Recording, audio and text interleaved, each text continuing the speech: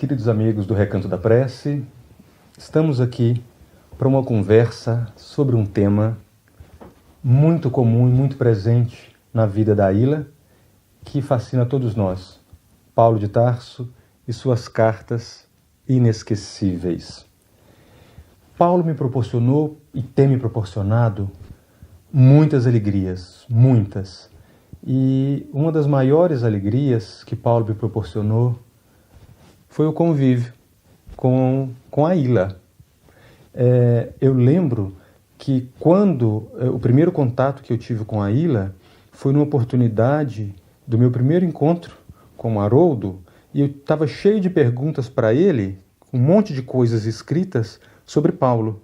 Mas quando eu cheguei, eu perguntei para ele: quem é essa maninha que você tanto fala? E ele falou assim: você tem que conhecer, Lautinho. E no mesmo dia eu cheguei em casa e liguei para Nova Jerusalém e falei com a Aila.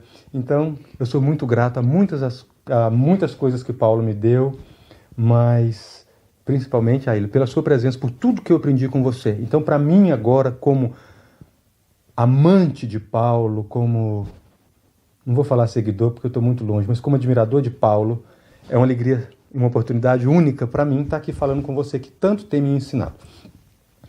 Mas, Aila, a sua vida profissional, a sua vida pessoal e a sua vida religiosa estão sempre ligadas a Paulo, né? O seu doutoramento, as aulas que você dá, e você sempre fala em Paulo nos seus exemplos diários. Depois desses anos todos, Paulo ainda te surpreende, Aila? É a minha primeira pergunta. Às vezes até fica difícil falar sobre outros temas, porque eu começo, mas como diz Paulo, né? Digamos assim, eu não sou uma pessoa que sou assim muito bitolada, muito de dar um foco e só ter aquilo, não, mas realmente Paulo, ele me ensina muito, as cartas tratam de coisas muito práticas, não é? Do dia a dia, e exortam e corrigem e puxam a orelha, e são carinhosas também, não é? E elas nos dão aquilo que é necessário para seguirmos o Cristo. Então, eu vejo assim que eu sou grata a Paulo porque através dessa herança, desse legado que nós recebemos, são as cartas, nós podemos entender o cristianismo, viver melhor o cristianismo, porque o objetivo dele era isso com as cartas, era viver. Agora, da vida de Paulo, eu tiro assim que me encanta, essa disponibilidade dele.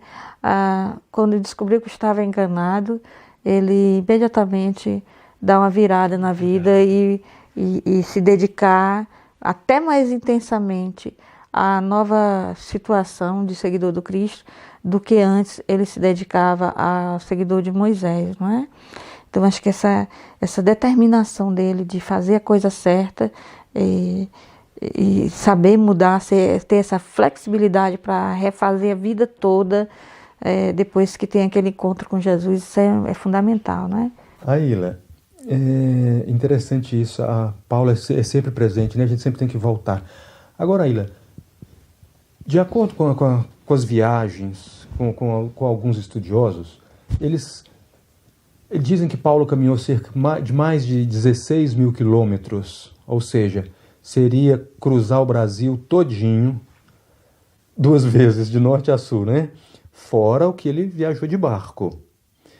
Aila, que homem é esse, que espírito, que ser humano é esse que antes mandava matar idosos, crianças, chefes de família, e que com o encontro com a verdade, com o caminho, passou a proteger a família, a proteger o ser humano, a aceitar o diferente. Paulo é um enigma, ou ele não é um enigma, ou ele é aquilo que nós devemos ser. É uma coisa muito... O homem velho, o homem novo, tudo num só, Aila. Para mim, que sou espírita, numa encarnação só. Paulo, para mim, é um enigma. nesse aspecto, quem é Paulo, Aila? Eu acho que Paulo sempre nos questiona, né? Questiona todos que têm qualquer vínculo com o cristianismo, não é? Ele questiona a católica, ele questiona a evangélica, ele questiona a espírita, não é? Porque ele não fica dentro dos padrões dos grupos religiosos, ele foge a isso, não é? Então, por exemplo, o espírita às vezes enfoca muito a necessidade da reencarnação para poder resolver os débitos, os problemas, e Paulo ele resolve tudo ali, né? Então ele deixa o espírito atônito, né? Exato. E assim ele tem os escritos dele que em relação a algumas coisas que também questionam o católico, né? Como a ênfase em práticas, são muitas práticas que tem que se fazer, e ele enfatiza a graça, não é? A fé, né? Então ele dá uma balançada nos católicos. E também o evangélico às vezes se sente balançado quando consegue entender que ele diz que a fé de Cristo nos salva, não a fé em Cristo. Então o evangélico ele é muito crer no Cristo, entregar-se a Cristo para ser salvo. E ele diz, sim, mas ainda não é você. É a fé de Cristo em Deus. A fé de Cristo, a confiança no Cristo. Né? E eu me agrego a essa confiança, é isso aqui. Então, ele não é fácil. Mas é um ser humano extraordinário e ele não tinha esse rancor pelas pessoas. Ele não era uma pessoa, um assassino hediondo. Ele é um homem de religião. E ele acha que a religião monoteísta deve ser, naquele momento em que o Império Romano domina o povo de Israel, ela deve ser preservada de elementos estranhos, não é? E que a fé em Jesus, ela quanto mais judeus acreditarem em Jesus, mais perigoso isso é, porque ele pensa que a lei mosaica vai por água abaixo, mesmo porque o Messias que eles esperavam era um Messias que ia libertar politicamente até e tal. E dizer que o Messias foi crucificado por Roma era um desastre, quer dizer que a esperança morreu, não é? Então, tudo isso era muito confuso. E o que ele quer é libertar a religião de certos elementos que são, que fazem com que a religião judaica, mosaica e no estilo farisaico venha a derrocada, né? Venha sucumbir a essa crença agora nesse Messias Jesus. Então ele quer eliminar... Era um perigo, né? Era uma ameaça. Então ele quer eliminar aqueles que dizem que aquele homem crucificado é o Messias e que ressuscitou, não é? Então não são pessoas, é porque essas pessoas estão enfeitiçadas, essas pessoas estão sendo manipuladas pelas forças das trevas para destruir o judaísmo, né? Então, se é necessário destruir essas pessoas para que elas não destruam o judaísmo, então ele é capaz disso. Mas não é assim uma questão de ódio, é uma questão de que ele tem as concepções religiosas muito fortes e é capaz de qualquer coisa por essas questões religiosas, né? Se ele errou, então ele errou amando, né? Ele não fez por maldade. Não é uma maldade de coração. Mas é um orgulho, não é? Okay. É um orgulho, é uma arrogância, é ser dono da verdade, é defender Deus, que Deus não precisa de defesa, porque Deus é Deus. Se Deus é Deus, ele não precisa de defensores, não é? Então é defender uma fé, defender uma religião, defender Deus, defender tradições, mas matar por causa disso, isso é errado. E ele sabe que é errado, entendeu? E ele assume que é errado, que foi errado, não é? Mas ele ele não diz que não foi por maldade, ele diz que fez por excesso de zelo pelas tradições, pela religião dele, né? Okay. Mas não foi por ódio, excesso de zelo, mas que não deixa de ser um erro, não é? Ok. Aila, teve um estudo que eu fiz e que eu pedi a 7 pessoas que definissem Paulo com uma palavra, e a definição que você deu, qual palavra que melhor define Paulo de Tarso? Você falou peregrino. E você falou isso de uma maneira tão bonita que ele era peregrino não só pelas viagens que ele tinha feito para fora, né? Fala um pouquinho disso, Aila, porque agora eu tenho oportunidade de ouvir você falar disso. Essa jornada interna que ele fez de autoconhecimento. Mais do que os 16 mil quilômetros, né? Mais, que foi muito mais desastrosa, não é? Daí ele teve que se encarar, ele teve que realmente mudar, ele teve que lamentar que ele ainda continuava errando, mesmo tendo tido esse encontro com Cristo. Ele diz, eu não faço o bem que eu quero, mas eu faço o mal que eu não quero. Quando eu vejo, já fiz, né? Então tem essas coisas todas que ele faz essa introspecção, ele se expõe, não é? Ele expõe os próprios sentimentos, ele desabafa, né? Então isso aí tudo é muito rico.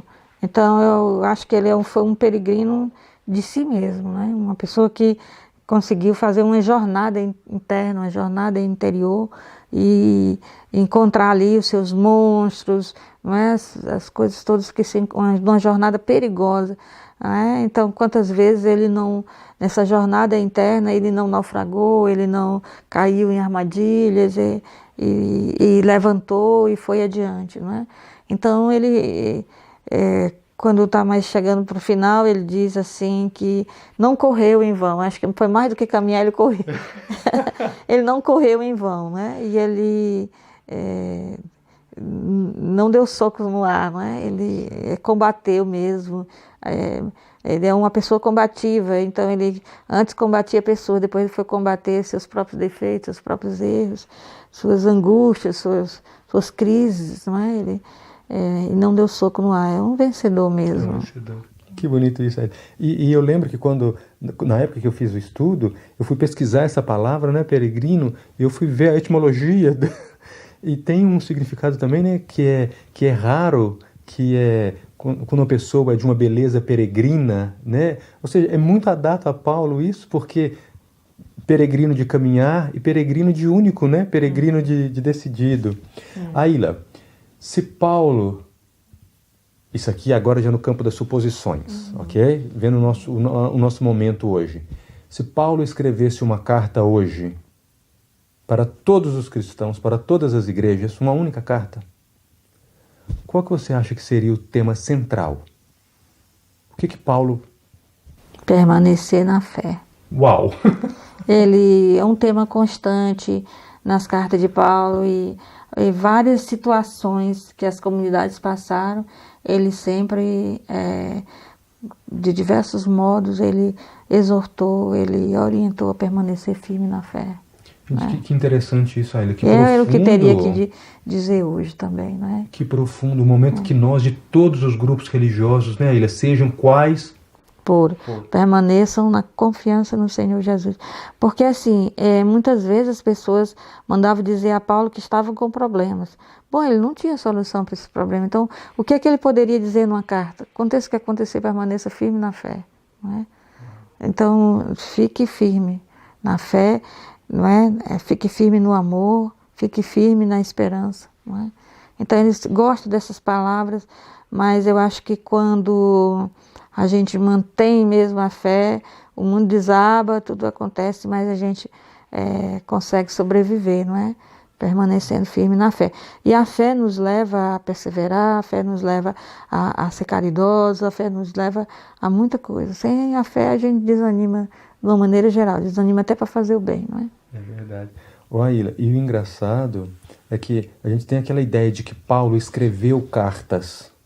Eu acho que do plano espiritual, ao lado de Deus e de Jesus, acho que Paulo ainda continua escrevendo essas cartas.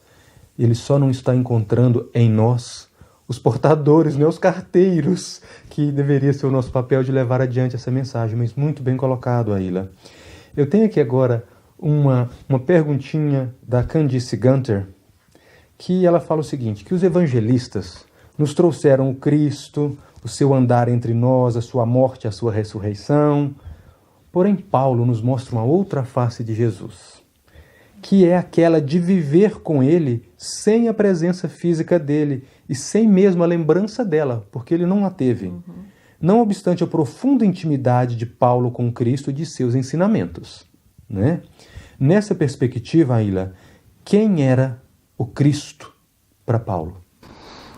O Cristo que Paulo, com o qual Paulo se relaciona, é, antes de tudo, alguém que ele encontrou. É que Paulo diz ter sido encontrado, não é? Então foi um momento forte que ele foi alcançado, como ele disse, pela graça do Cristo.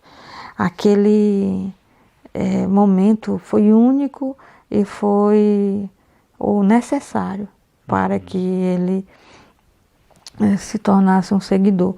Mas o mais importante é que aquela experiência com Cristo ressuscitado, ela não foi apagada, ela foi cultivada, ela foi saboreada, ela foi trazida ao coração cotidianamente, ela foi fazendo o trabalho, né, dentro de Paulo, a ponto dele jamais para o final dizer: se eu morrer é lucro, se eu viver é Cristo, já não sou eu que vivo, é Cristo que vive através de mim, daquilo que eu faço é Cristo fazendo, o que eu digo é Cristo dizendo, né? Então ele não deixou aquilo no passado, aquela experiência no passado, ele a trazia, ele presentificava aquela experiência, ele se alimentava daquela experiência, ele vivia dessa experiência, e eu acho que é isso que ele tem a ensinar para os cristãos.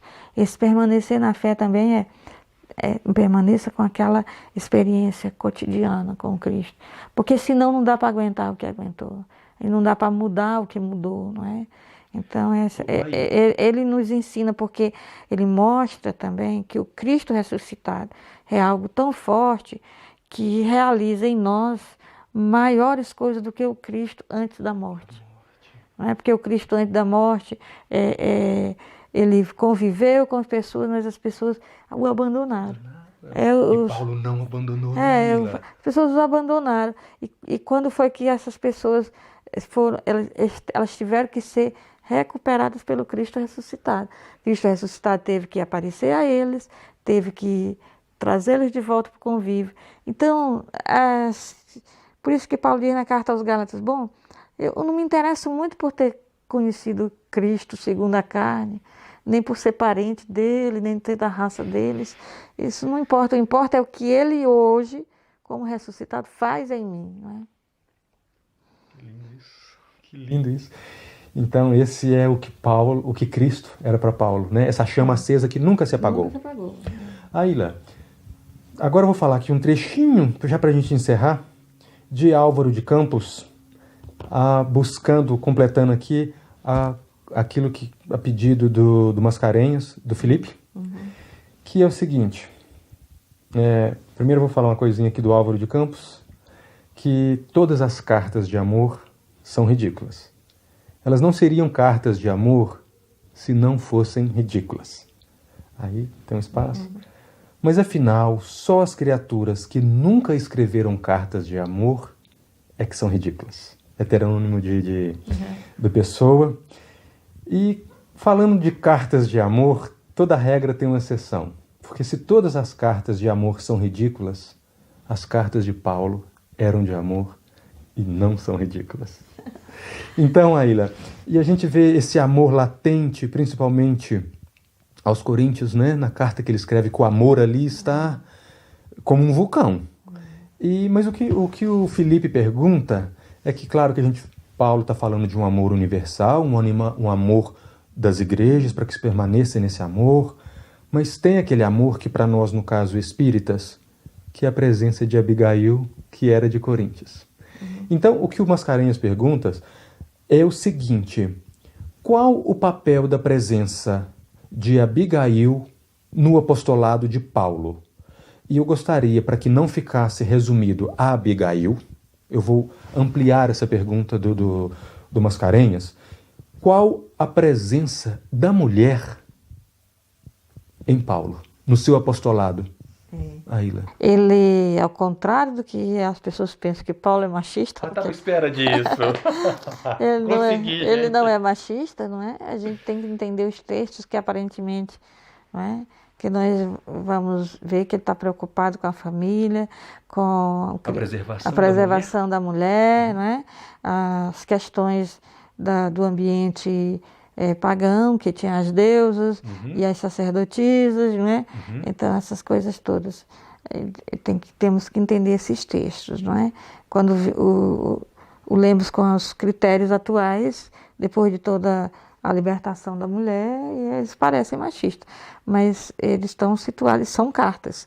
Cartas são para momentos, para pessoas direcionadas. Não foram escritas para hoje, né? Não foram escritas para hoje. Não é?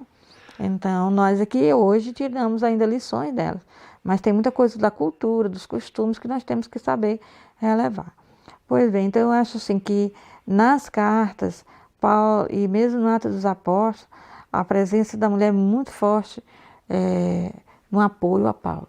A gente vê assim que ele tem uma amizade com Lídia, que aparece no Atos dos Apóstolos, né, que ele confia a igreja, a Lídia, não é? A igreja lá de Filipos, né, na cidade de Filipos. E tem Febe, não é? Tem a Priscila, que ele chama pelo apelido, né, carinhoso de Prisca, e você vê que ali é o casal, que é um casal amigo dele, Áquila, não é, o esposo, e Priscila. E ele, algumas vezes, ele faz a saudação Prisca e Áquila, chama a primeira mulher. O que não era usual, comum, né, e ainda chama por apelido a mulher do outro. Então mostra assim uma intimidade. E ele foi acolhido, Aila, também em Listra, né, na casa de Lloyd. Né? Tem a Eunice, Lloyd, e ele também fala na carta aos Filipenses, Evódia e Sinti, que estavam meio assim, brigadas, né? Então ele pede para fazerem as pazes.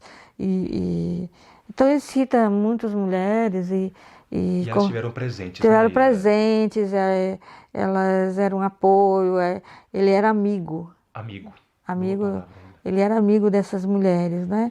Agora, quanto a Abigail, eu deixo mesmo que os espíritas mesmo expliquem, porque é uma obra espírita e eu não me atreveria a expor ao grande público uma obra que eu não estudo assim com tanto afinco. Eu leio, né? Eu já li Paulo Estevam algumas vezes, ganhei da Leila Bombassar, não é? Em italiano, que ela traduziu.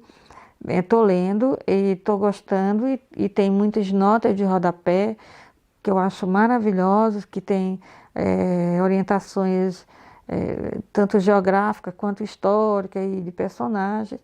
Eu acho assim, um trabalho grandioso de tradução e de ajuda para entender a obra. Né? Mas não é um estudo como se faz dentro do Espiritismo. É uma leitura, então sou apenas uma leitora. E isso caberia até uma palestra.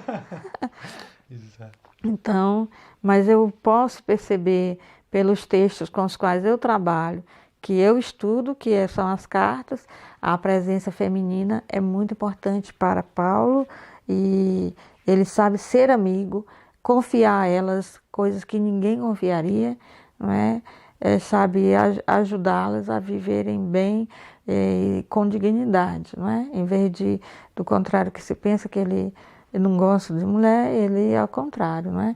Ele se resguarda porque ele tem agora um objetivo que ele só pode levar à frente se ele estiver desprendido de uma família, senão ele vai cuidar da família. Então ele tem que evangelizar e ele prefere, não é, se dedicar a isso, que é o mais urgente. Ok. Aila, nós temos que encerrar, infelizmente. E eu gostaria, então, para a gente encerrar esse nosso bate-papo sobre Paulo, que você falasse um pouquinho sobre o amor, sobre a fraternidade que nós temos que viver, pensando especialmente, geograficamente, em Damasco, que está passando por tantos momentos agora, com armas químicas, com certos horrores. Claro que a gente, amor para o mundo todo, mas como a gente está falando de Paulo e algo que está acontecendo ali, porque Paulo teve a visão gloriosa às portas de Damasco, né? E essa mesma Damasco hoje está sendo destruída por homens com suas bombas, com suas armas. E fala um pouquinho para nós, Aila, sobre a esperança, sobre o amor que a gente tem que ter, que mesmo que a gente esteja cego momentaneamente agora, que Jesus vai enviar um Ananias, né, para tirar essas escamas dos nossos olhos, né, Aila? Eu acho que isso que está acontecendo na Síria, se nós levamos a sério a mensagem de Jesus Cristo de que nós temos um Pai, um único Pai, e todos somos irmãos, nós temos na família humana irmãos sofrendo muito, e que nós deveríamos nos concentrar nesses nossos irmãos que estão sofrendo. Quando a gente tem diferenças na família, a gente tem aborrecimentos na família, não é? Mas quando os nossos irmãos estão passando por dificuldade, por problema, nós esquecemos tudo e nos voltamos para Ele e nos unimos em torno dele. E agora são nossos irmãos da Síria que estão sofrendo e que nós deveríamos ter constantemente no pensamento, no coração e nas orações aquilo que nossos irmãos estão sofrendo, porque eles estão sofrendo o mesmo que aconteceu no início do cristianismo, que é o martírio. Então eles não são má pessoas, eles são bons e estão sendo eliminados, não é? Então são expulsos de suas casas, de seus lugares de origem, de tudo. E os grandes da terra estão sendo manipulados pelas forças das trevas e eles não sabem nem sequer mais por que estão nessa guerra. Eles nem têm mais objetivos, eles querem continuar em guerra. E temos que rezar muito, porque tem certos governantes de certos países que estão querendo se meter nessa briga para aumentar essa guerra, com o único objetivo de termos uma terceira guerra mundial. E isso não é decisão de homens, são forças nas trevas que estão agindo no mundo e que pessoas estão se deixando manipular por essas forças, estão sendo coniventes com esses objetivos. Mas isso mostra que o nosso mundo está passando por um momento de transformação e que não demora essa mudança que ele vai sofrer, né, que a gente chama de fim dos tempos, volta de Jesus, mundo de regeneração, não é? O Olam Rabá, que os judeus falam, e tudo mais, que as religiões têm nome diferente para dizer. Mas nós temos que nos preparar. A esperança é que nós viveremos num mundo onde não existe o mal, nem a violência, nem a dor, nem a lágrima, nem a enfermidade, e todos seremos irmãos. É o que está lá no livro do profeta Isaías, e foi isso que Jesus também disse, e é isso que está no Apocalipse de João. Mas nós temos que ter esperança. Não vamos nos desesperar com a violência. O mal jamais terá a última palavra. Enquanto o bem não vence o mal, nós temos que nos dedicar a aumentar o nível de bondade da humanidade. Nós temos que ser cada vez bons, porque quando nós fazemos o bem, cotidianamente somos bons para as pessoas, o nível de bondade aumenta. Mesmo que haja guerra, o nível de bondade aumenta. Então, mesmo que haja violência, crises, corrupções políticas, o nível de bondade tem que aumentar. Nós temos que divulgar o bem. As pessoas elas ficam muito apavoradas, entram em pânico com o mal. O mal não é para nos fazer entrar em pânico. O mal é para ser combatido. E a gente combate o mal sendo bom, aumentando o nível de bondade, aumentando a luz, as trevas diminuirão. A gente vai combater o mal com um bom combate. Com um bom combate. E o Evangelho de João começa isso, que Jesus é a luz, é a vida, e essa vida é a luz, e a luz veio e brilhou nas trevas, e as trevas não puderam eliminar a luz. Né? Então, quem segue Jesus deve se aumentar esse facho de luz para que as trevas cedam espaço. É isso, para isso que nós estamos aqui. Então as pessoas acham que não pode fazer nada. Pode sim. A gente aumenta o nosso facho de luz, a gente faz bondade. A gente faz bondade, aumenta a bondade no mundo, aí a maldade diminui. Para cada gole de maldade, 2 de bondade. Ou 3 ou 5. 3. Pois bem. Queridos amigos, então terminamos aqui o nosso bate-papo com a irmã Aíla Pinheiro de Andrade. Até a próxima. Fiquem com Jesus e nós agradecemos a todos vocês pelo carinho e até a próxima. Obrigado, Aíla. Nada.